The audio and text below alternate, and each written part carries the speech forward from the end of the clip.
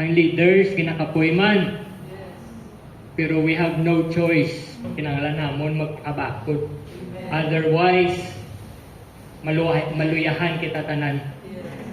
So wala kami choice but magatubang nga okay. Magatubang nga mabakod. So tanan nga tao, ang kinalain lang naton is because we have Jesus. And that's why ari kita subong sa church. Kay kabalo kita nga kung matandog ta lang si Jesus, kung malagpo ta lang si Jesus, everything can change. Anything is possible.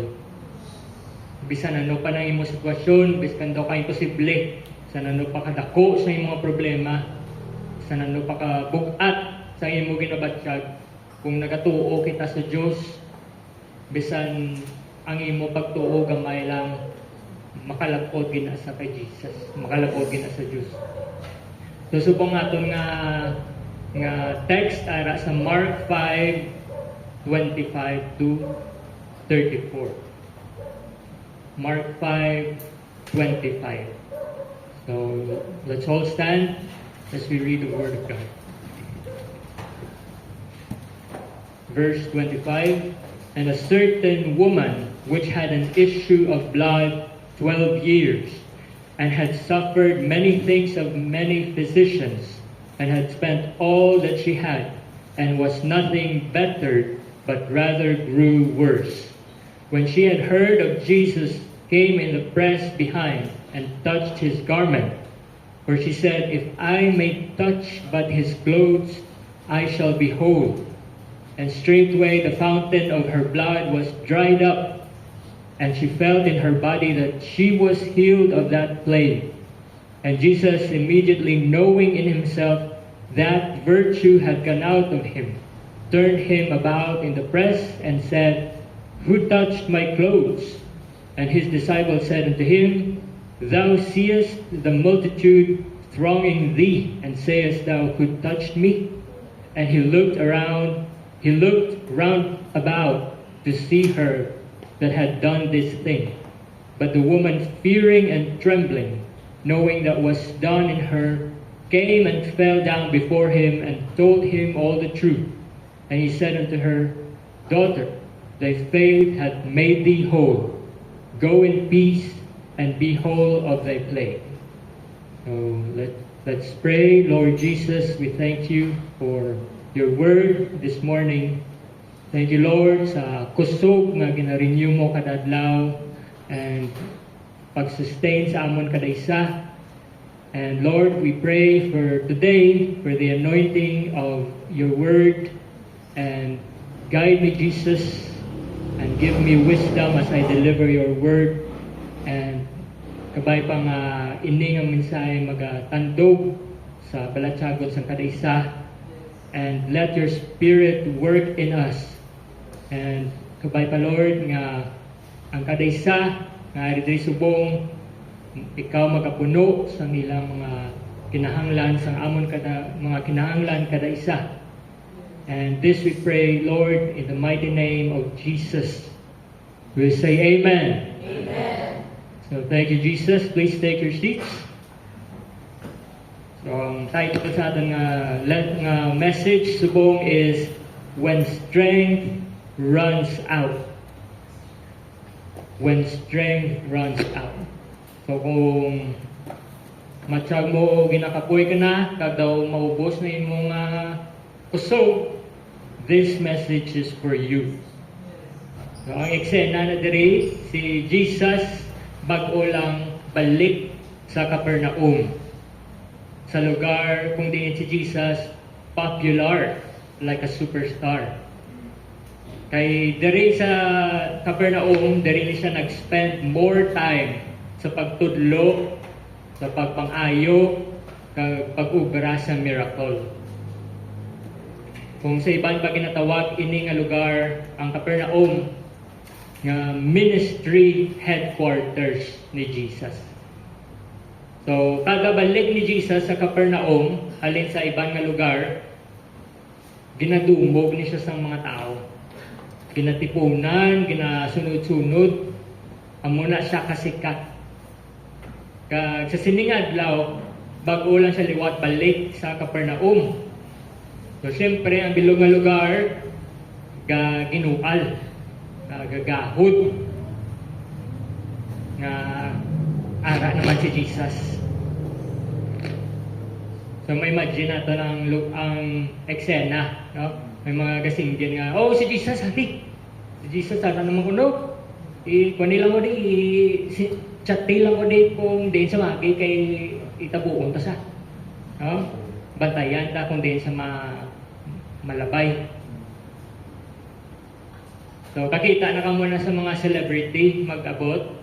No? For example, sa concert. Tapos concert nga libre, wala bayad. So gaya na nung mga tao, si Juan pa lang gani, si Elias, no? Do mabuang ng mga tao. So do amuman ang kakatabo, magabot si Jesus sa Capernaum. Ang mga tao nagaguluwa sila balay. Mga masakiton, ginasakay sa banig, ginadulong kay Jesus. Mayara ang mga nagatakla sa pader, nagatakla sa atop para lang makita si Jesus. Ang mga nagaulubra, mga mangisda, nagauntat sila ubra. Kuha na ko ilang fishnet ka ginabayaan. So kada mo sang tao nga nagasunod-sunod kay Jesus. Kung may imagine nato ng yabok, no? Kung diin si Jesus maglabay, grabe ang yabok, grabe ang gahod. So muna ang eksena, tapos gulpi lang kuno, may nagpalapit kay Jesus. Isa kakilala kag bantog nga religious leader. So, isol kita gamay sa atong ginbasa sa Mark 5:22. And behold, there cometh one of the rulers of the synagogue, Jairus by name. And when he saw him, he fell at his feet and besought him greatly, saying, My little daughter lieth at the point of death. I pray thee, come and lay thy hands on her, that she may be healed, and she shall live. And Jesus went with him, and much people followed him and thronged him. So, pangalan niya si Jairus. Isa ka sikat man kataas na tao. Inarespetar kag may pangalan sa susyudad. Pero bisan na muna siya kataas na klase sa tao, ginkakas niyang iyang pride para lang magkatuto sa tiila ni Jesus. Bisan na muna siya ka-respetado na tao. So makita naton nga bisan ano ang aton nga status sa kabuhi naton, we all need Jesus.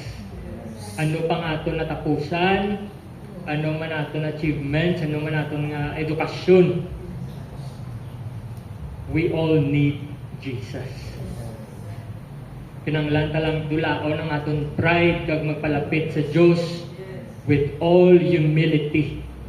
Dulaon nato ang atong bugal, ang atong nga self. Amo lang ng atong nga kapital para maambit naton ang gahom sa Diyos. Kung gusto naton healing, kung gusto naton guidance, we have to come to God with all humility. Kung gusto naton breakthrough, dulaon nato ng aton nga pride. Dulaon nato ng aton nga self. Amuna si Jairus. So si Jairus nagpalapit gulpi sa tiila ni Jesus kag nangayo siya sang bulig. Kaya ang iya nga bata nga babae nagumatayon. Kag nagapati si Jairus nga kung ilay hands ni Jesus, nadugo ni Jesus sa iya bata, maayo na siya.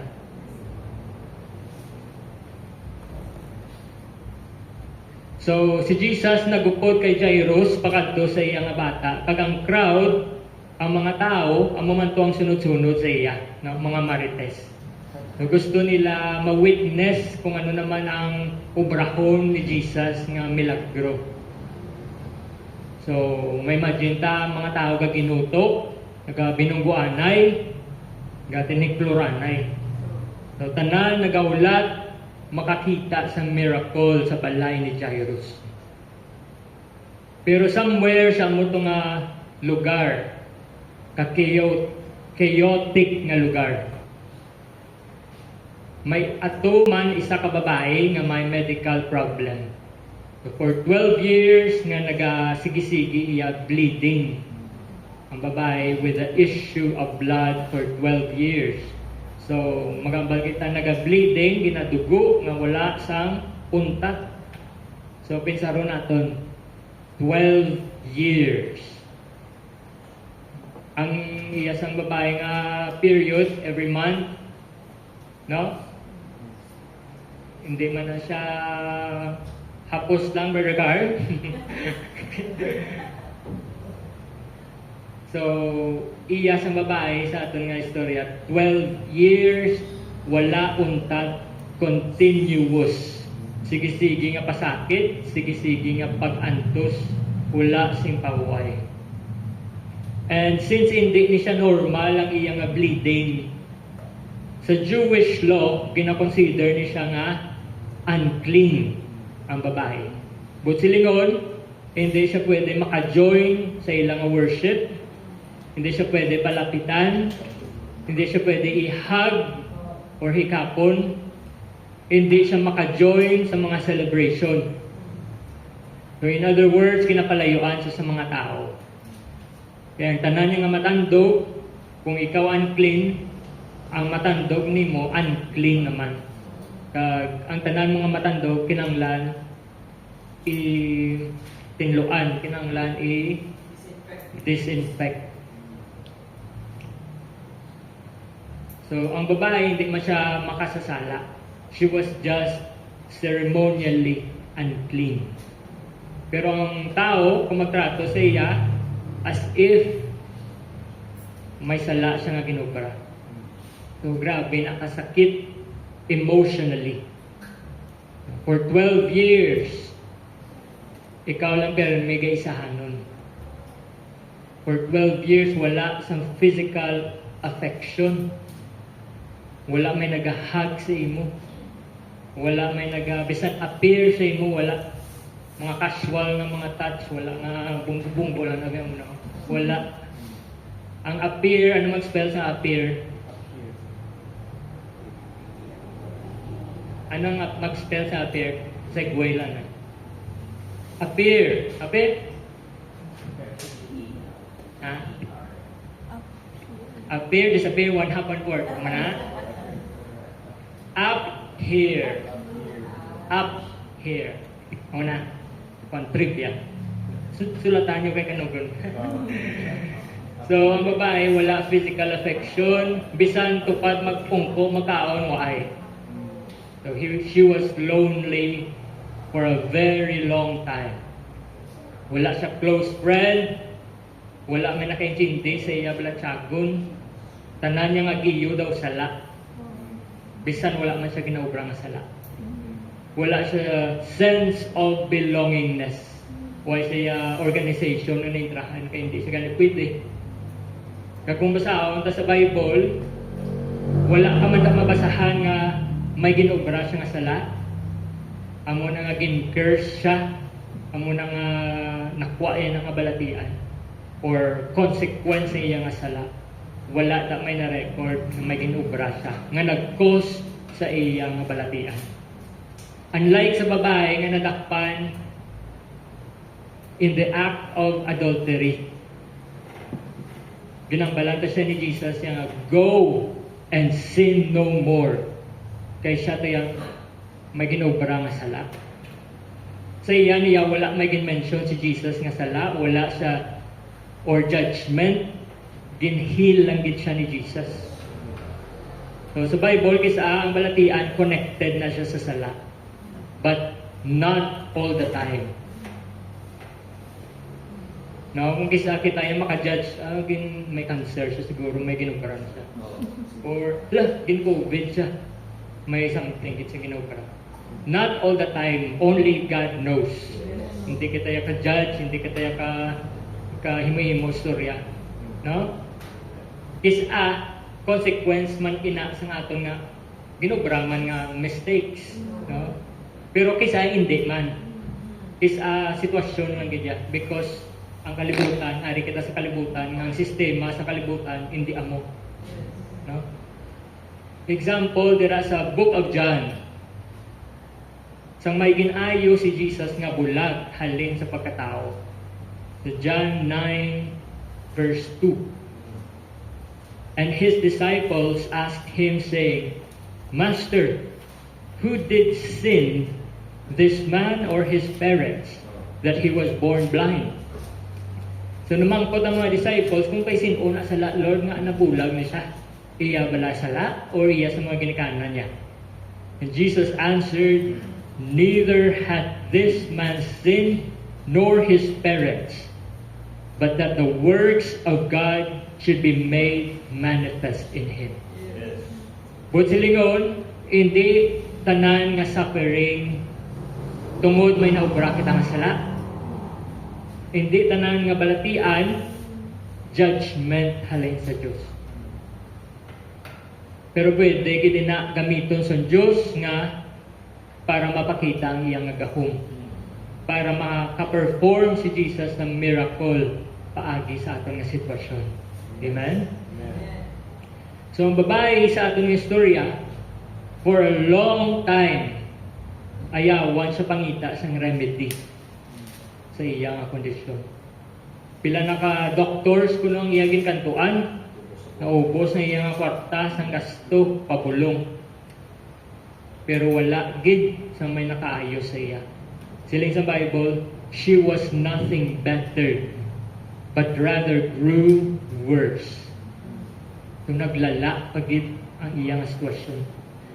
Naubos na imo kwarta, tapos naglala pagid ang imo balatian, mano ka na lang. No? So, labot, kapoy ka pa physically, kapasakit ka pa. Sakit pa lang galing sa aton nga mga ngipon kung kisa, no? The end of the world na.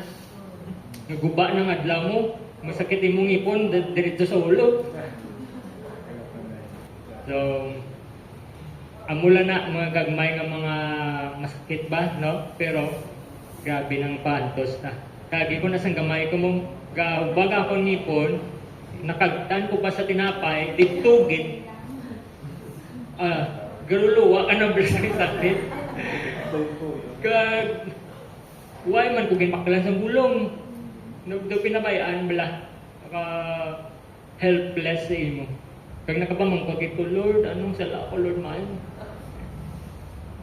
So, ngipon pa lang magsakit.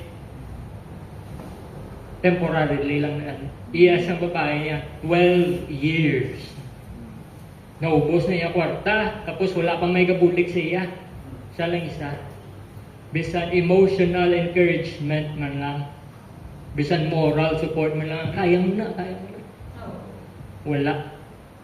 Kapaintindi kita sa moral support, mga kauturan.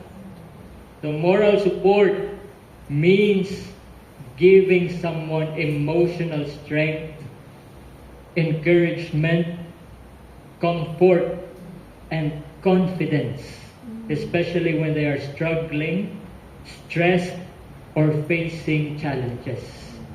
In other words, nag-boost sang moral support. So it doesn't always involve money or physical health. It's about being present, listening, showing care, and reminding them they're not alone. Kamo ng moral support nga ginatawag. So sa sini nga babae sa atong storya, wala kin may nagabulik siya physically and emotionally. Kag gina-consider pa siya nga spiritually unclean. So may imagine natin ang balatsagon sang babae. Ang iya physical, emotional, and mental state tamaan ka broken. Kagi na ka muna nga gina-wish nyo nga ang problema nyo damgo lang. No? Galing pabuktaw mo, ara gihapon ang imo problema. Kagi ko na sa una, nagdamgo ko nga nadula akong problema. Nasulbar ang akong problema, pero pabuktaw ko wala pa gali. Ara gihapon, ala to bangon gihapon. So ang babae sa atong storya, kada buktaw niya kada aga, nag-bleed siya, kapasakit, kada adlaw aga pa lang kapoy na siya. Aga pa lang luya na siya. All the time gabatsyag siya sang shame. Ang kuya sa tao. Kada adlaw gaisahanon lang siya. So maybe ang iban sa aton makarelate sa sinang nga balatsagon. Hindi ang iyang physical bleeding but ang mga silent battles nato. Depression, anxiety, shame, fear of the unknown, fear nga kung isara man sa aton nga mind, feeling unworthy, and identity struggles. Inabalang ginatakos ka sa iban according sa ilang standard, pero hindi man husto, no? Pero kinanglan mo sila i-please for some reason. So that is extra baggage. And just like sa babae sa atong storya, ginapilit mo nga pakita nga okay ka. Ginapakita mo nga kaya mo gyapon. Bisan deep inside, you're exhausted. And then isa kadlaw siling sang Bible, when she heard about Jesus, sa nabatian niya ang balita nga si Jesus nagabot, amo to ang turning point sa iyang istorya. When she heard about Jesus, amo to ang naghatag sa iya liwat sang pag-asa. Sa nabatian niya nga may someone nga nagapang-ayo sa masakit, may nagahimo sang milagro. Amo to naghatag sa iya sang pagtuo. Kaya pagtuo nagasunod sa pagpamati, nagasugod sa pagpamati. No? Siling sa Romans 10:17. So faith cometh by hearing, and hearing by the word of God. So nagtuo ang babae nga maayo siya, bisan hindi pa siya sigurado nga mapaayo siya ni Jesus. Galing kay gintistingan niya ng tanan, wa gid. Ginobra niya ng tanan pero wala gid siya nag-ayo. So, preparar sang babae ang iya kaugalingon nga once maglabay si Jesus, i-grab niya to nga chance. Once maglabay si Jesus, makapanagilot siya. So, siguro ang babae nagpreparar man, nagpanabon sa iyang itsura. Kay once magwa siya kang makilalaan siya sa mga tao, kadelikado sa iyang part. Kay bawal siya daan makiyalubilo sa iban. Bawal siya magpalapit sa iban nga tao. Kag kung makilalaan siya, basi kung ano ang himuon sa iya. Basi sakiton siya, no? Basi tikludon siya or pakawian. So indeed safe sa iyang kondisyon, especially nga gapasakit pa siya daan. Pero sa pinsar niya, no, gapati ang babae nga bisan bayo lang ni Jesus, matandog niya. Bisan ang sid-sid ang punta lang sa bayo ni Jesus, maayo na siya. Amo lagi ng gusto niya matabo. Wala na siya plano nga magkuha pa sa atensyon, kay kulbaan siya gani nga makilalaan siya, no? Kag nauya siya sa mga tao sa iya palibot, basi i-judge siya nga ato siya. So, wala na siya nagsinggitan nga, Lord, Lord na ako na Lord, karon na si Jairus. No? Kay si Jesus pakadto sa balay ni Jairus. Kag hindi man siya kasinggit, kay wala man siya sang kusog na nga magsinggit. Luya ang babae physically. So, ara lang siya sa likod, no? Gusto niya lang malabot, bisa ng bayo na lang ni Jesus. Kag siling sa Bible sa Mark 5:29, and straightway the fountain of her blood was dried up. Kagot silingon, immediately. Insigida. Naguntat ang iya nga bleeding. Naguntat ang iya nga pagantos. Immediately. And she felt in her body that she was healed of that plague. So imagine, 12 years of suffering. Nauntat in just 1 second. 12 years. Nabatsigan niya nga nagbalik ang iyang usog. Kaya hindi ito yung temporary lang nga relief. Kabalugit siya nga nag-ayo siya. Kita natin ang pwede maubra sa atong napagtuo. Ang simple niya lang nga action nga magkatandog sa bayo ni Jesus. Nag-cause ang iya nga miracle. Kaya pwede gani ang healing sa Diyos instant. Insigida. Kinanglan talang tuuhan. Bisan pila pa katuig ang imo nga ginadala, bisan pila pa katuig ang imo problema, pwede dulaon sa Diyos in an instant. Immediately. Sa 30, and Jesus immediately knowing in himself that virtue had gone out of him, turned him about in the press and said, "Who touched my clothes?" So si Jesus, bisan nagkatalikod, nakabalo siya nga may power or energy nga nagwa halin sa iya. May healing power nga nagwa halin sa iya. So paano siya nakabalo? Kaya nakatalikod man siya. Bisan wala siya nakakita, paano siya kabalo? Because he knows everything. Because he is God. Ang bala sa John 10:30, I and my Father are one. So sa napadyagan niya nga may natabo nga supernatural sa iya likod, nagbaligid siya kang namangkot, "Who touched my clothes?" Siling to nabalaan niyang tanan nga namangkot pa siya kung sino nagtandog sa iya. Pati yung disciples na glingi ng ulo, "Lord, damo kami di mo sa likod. Mamangkot ka pa, who touched my clothes?" Daw halos tanan, daw kada isa man ka tinikloranay.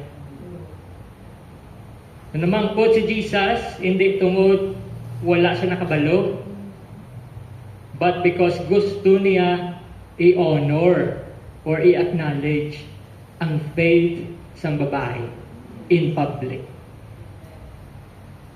The 33, but the woman fearing and trembling, knowing what was done in her, came and fell down before him and told him all the truth. So sa nakita siya ni Jesus, ginkulbaan siya. Siyempre ang tanan nga atensyon nagkadto sa iya, ang ginalikawan niya. Kagang sa pinsan niya nga restricted siya. No? Hindi siya pwede makialubilo, hindi siya pwede mag-upod, tupad sa tao. At the same time, though, hindi pa siya kapatid sa natabo sa iya. Mixed emotions ang babae. Na hindi pa siya kapatid na naayo na siya. So ano ginobra niya? She came and fell down before him and told him all the truth. Hambal ni Jesus sa 34, "Daughter, thy faith hath made thee whole. Go in peace and be whole of thy plague." Will you say, "Praise the Lord"? Praise the Lord. Thy faith hath made thee whole. Kung silingon, complete restoration. Physically, spiritually, and emotionally. After 12 long years, may nagtawag sa iya, daughter. Anak. Hindi niya man kaano-ano. May tawag sa iya, anak, nga ibang nga tao. May nagkaabig sa iya nga pamilya. After a long time nga nag-isanon siya. So, kung lataon mabilong istorya, ng babae with the issue of blood, wala siya sang pangalan. Wala siya identity kung di siya naghalin or ano yung background. Just a certain woman which had an issue of blood 12 years. And take note, amo lang yung time nga gingamit ni Jesus ang word nga daughter sa sini nga babae. Nga a daughter. Because after 12 years nga daw basura ang pananaw niya sa pagalingon niya. 12 years nga ginasikway siya sa tao, ginapalayuan siya sa tao, 12 years nga kawianan. Ginrestore ni Jesus in an instant ang iyang identity. In an instant nakabatsyag siya nga may nagbaton sa iya. Wala sing judgment. Wala lang ni Jesus ginayo ang iyang lawas. Ginayo ni Jesus pati ang iyang kalag kag ang iyang dignidad. So nagsiling siya, daughter, anak ko, thy faith hath made thee whole. Go in peace. Diba kita may mga pangalan kita? No? May mga identity kita. Pero kung ang parents mo gani magtawag sa imo, anak, ano pamatsyag mo? Na, katudi anong kinanglan mo? Katudi ano ba anak? Naidlaw mo ko sa imo. Anong pamatsyag ka? Kung ginatawag kita, anak. Baka nami? Pero kung complete name na gani, ang complete name ni Carl Gerald Desina. Nakapangugas ka na pinggan. Kung complete name, medyo akig na ano. Pero kung anak gani, medyo may lamping-lamping. Kung silingon, ginaangga ka. Kung silingon, you are loved. No? Nak, angga, lakat yan na ano kinanglan mo? Nabakal mo na? No? So, ini nga babae, after a long time, nakabatsyag siya sa liwat sang love. Nakabatsyag sa liwat sang affection. Ang balatsagon nga may nagbaton sa iya. Muna kita kung may mga gina-undergo kita ng mga personal battles, mga problema, mga kabugatan, ginhimo mo ng tanan ni mga masarangan. No? You did your best, but I guess your best wasn't good enough. No? Because here you are. Ginhimo mo ng tanan mga sarangan, pero wala progress, wala pagbago sa imong sitwasyon. So hindi kita mawad-an sa pag-asa. Don't lose hope. No, pwede pa kita kadangop kay Jesus. Jesus is our only hope. No, magtuo lang kita sa iya. Bisan hutik lang ya, no? Biskan maghutig lang kita sa iya, batian niya na. Yes. Biskan unspoken prayer request lang na. Bisan ang mga hibi natin na wala tingog, kaya hindi ta gusto mabalaan sa iban, may ginatubang ka. May hindi ka gusto mabalaan sa iban nga kadako siyang imong problema. Batian na sa Diyos. Kabalik na siya sa atong kabudlayan, sa atong nga kakapoy, sa atong nga mga frustrations. Kinanglan talang gid magdangop sa iya. Casting all your care upon Him, for He careth for you. Jesus cares for you. Sa Hebrews 11:6, but without faith it is impossible to please Him. For he that cometh to God must believe that He is, and that He is a rewarder of them that diligently seek Him. Without faith, it is impossible to please Him. So, ang aton nga faith, ang aton nga pagtuo, amo niyang pinaka-foundation sa aton nga relasyon sa Diyos. Butsilingon nagapati kita, bisan wala ta pa siya nakita. Nagasalig kita sa iyang mga promisa, bisan kisa hindi ta maintindihan. Ginatindugan ta siya, bisan budlay, bisan hindi convenient. Kaya nagapati kita nga, He is a rewarder of faith. that diligently seek Him. No, muna kung may mga ginaatubang kita nga sitwasyon, no, the more kita gani magdangop kay Jesus. The more kita mag-depend kay Jesus. Because faith requires action. Bisan luya ka, you still have to show it in your action. No, para sa babae, wala lang to siya naghulat hasta mapatay siya nga wala siya maiging himo. Wala siya nagpinsar nga diri na lang ko, diri na lang ikwasta. I tried, I did everything. Patay kung patay, total laway. No? Laway ka magit kung kuhan ka mo, no? Miserable ka kung may ginabatsyag ka. Maghilanat ka lang trangkaso ka, hindi ka na magwa kaya yung tsura, haggard. Laway, patay kung patay. Pero, ang babae, wala siya nag-stay sa iyang sitwasyon. Nagbangon gid siya. Pag nanagilot sa damo-damo nga tao, ang munang pagtuo, it requires action. Because faith without works is dead. So today, let's have faith and works. Faith nga wala nag-give up. Faith nga nagatinguha maglabot kay Jesus. Faith nga nagatinguha maging kaangay sa image ni Jesus. Kabalo ang Diyos sang aton mga needs kada isa sa aton. Kabalo siya nga ginakapoy man kita. Maybe subong adlaw ginakapoy kita, no? Mabatsagan ta na. Kabalo ang Diyos sang atong ginabitbit nga baggage. Maybe years of emotional pain. Years of financial struggles. Mga kabudlay nga hindi natin masugid sa iban.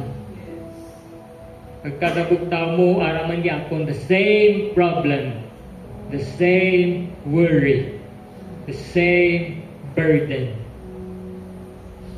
Pero subong pwede na ginaihatag sa kay Jesus, tanan. Pwede na i-lay down sa tiilan ni Jesus. Hambala siya, Lord, it's been so long. Kapoy na. I need your help. Kaya ang Diyos nagkapamati sa akin. Wala na sang iban pa nga pwede kita laganan. Wala na sang iban pa nga pwede kita dangpan kay Jesus lang gid. Subong, let's do our best. Our very best nga malabot nato si Jesus. Amen? Amen. Bisan ang sit-sit lang ni Jesus, ang sit-sit sang bayo ni Jesus. Because He is a God who restores. He is a God who heals. Bisan pang mga pilas ng aton ng mga balatsagon. And He is a God who loves you unconditionally. We say, praise the Lord. So let's all come in worship sa iya subong aga. And let's do our best na malapot ang presensya ni Jesus. Thank you, Jesus. God bless everyone. Thank you, Pastor Joseph, for the word of God. Indeed, ang kusog ni Jesus gaabot kung ara kita sa weakness naton. Subong aga, let's hope nga matandong naton ang presensya sa Ginoo as we worship. I-stretch naton aton kamot nga malabot naton ang sit-sit sa presensya ni Jesus. Thank you, Jesus. So we all stand and let's worship Jesus.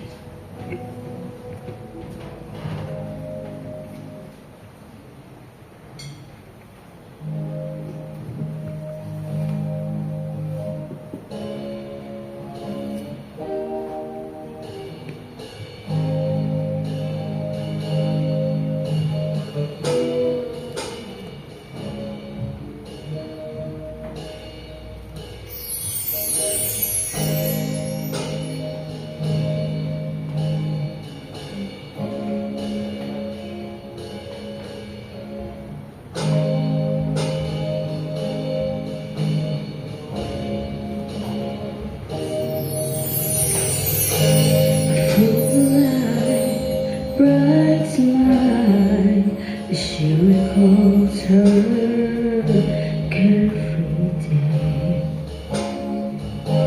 The doctor's words now echo through. There's no hope, I'm afraid. Her money all spent, and the tears in her eyes.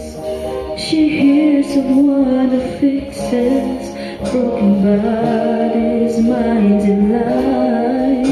So with fate in her heart, she goes down to seek and find the master. If I can just touch the master, I'll have peace that calms the troubled sea. And if I can just touch the master, creation's power is set free. And if I can reach out in faith, my desperation moves the hand of God. Oh, so if I can just touch the master, my life is changed, my cry.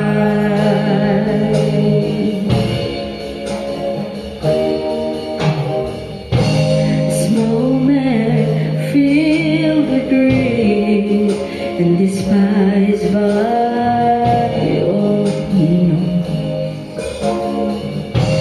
Surrounded by the days of guilt and lonely hours with no hope, he realizes money cannot buy him relief. Then he hears Jesus coming down the narrow, crowded street, and when no thought of attention climbs to see if he can bless the master. And if I can just touch the master, I'll have peace to calm the troubled sea. And if I can just touch the master, creation's power is set free. Oh, and if I can reach out in faith, my desperation moves the hand of God. Oh, so if I can just touch the master, my life is changed, my cry.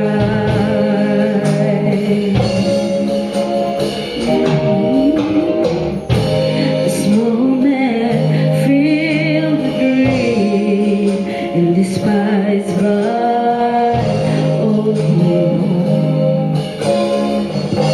Surrounded by the days of guilt and lonely hours with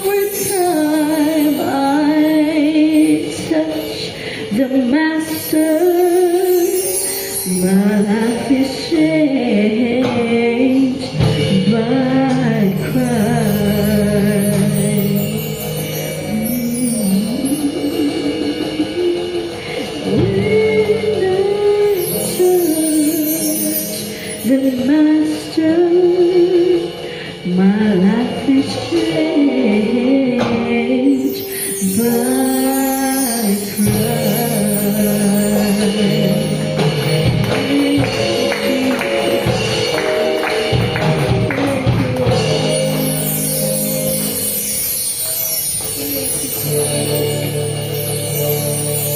Continue to worship the Lord.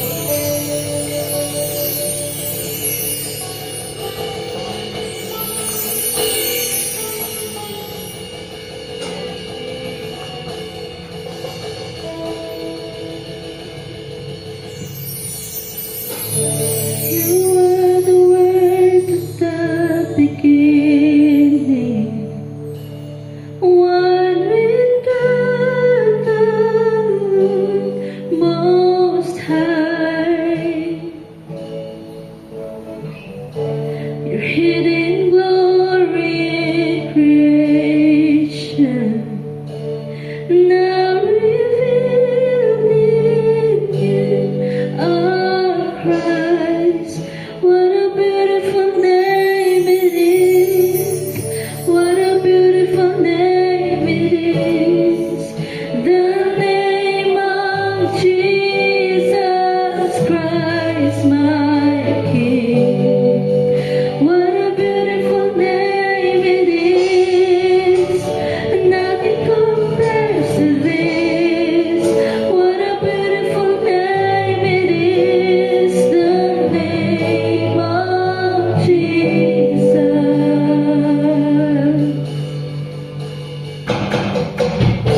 You didn't want heaven without us. So Jesus, you brought heaven down. My sin was great, your love was greater. What could separate us now? What a wonderful name it is. What a wonderful name it is. The name of Jesus Christ, my King. What a wonderful name it is. Nothing compares to this. What a wonderful name it is. The name of Jesus. What a wonderful name it is. The name of Jesus. Thank you, Lord.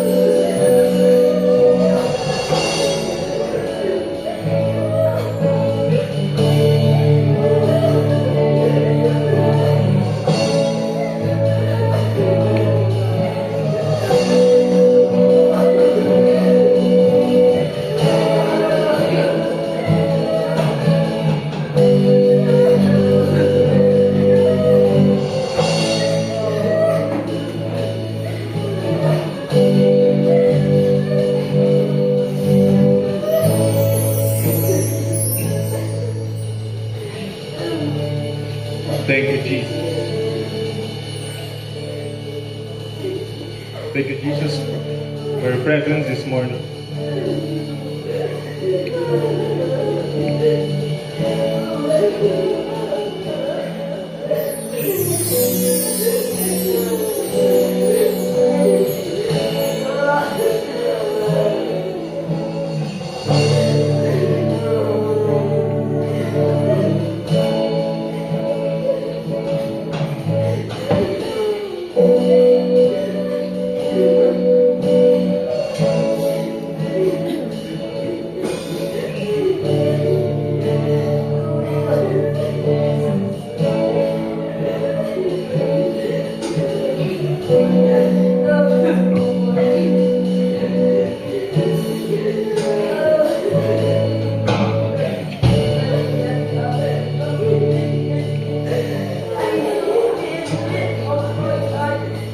Thank you, Jesus.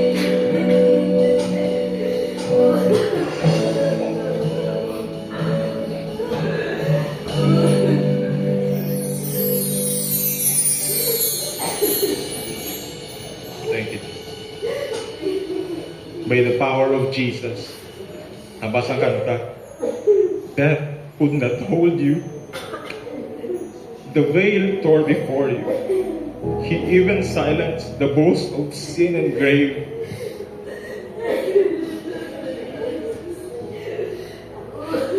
Sa story, sa nabatian kagina about sa babae ng issue of blood.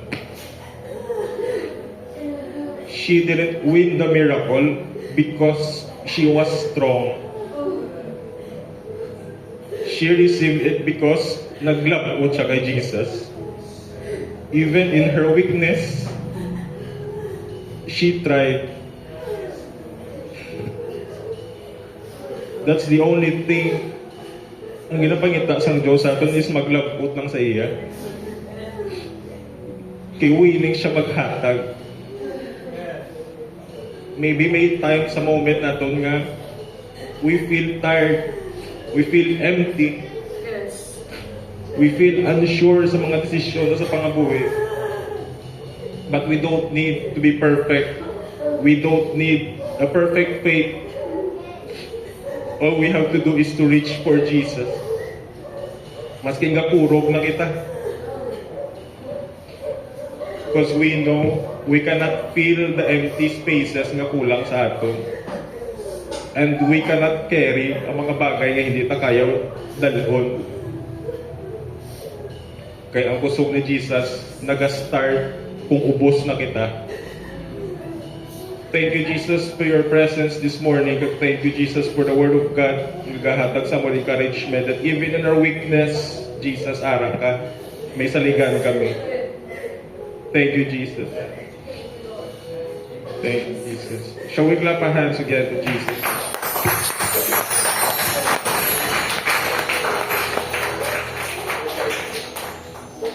So matapos ang atong service today, we expect sa aton kada isa nga we carry the confidence and strength nga ginhatag sa aton sa Ginoo even in our weakness.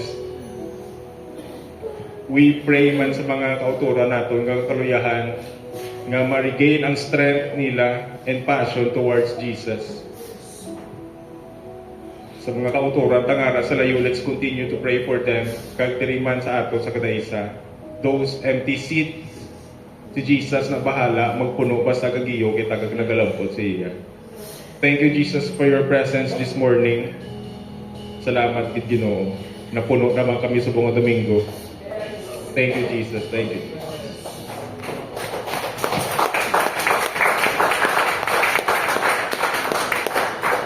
So as we continue to fellowship karon, this concludes our service for this morning. God bless everyone and let's have fellowship with one another. Thank you, Jesus.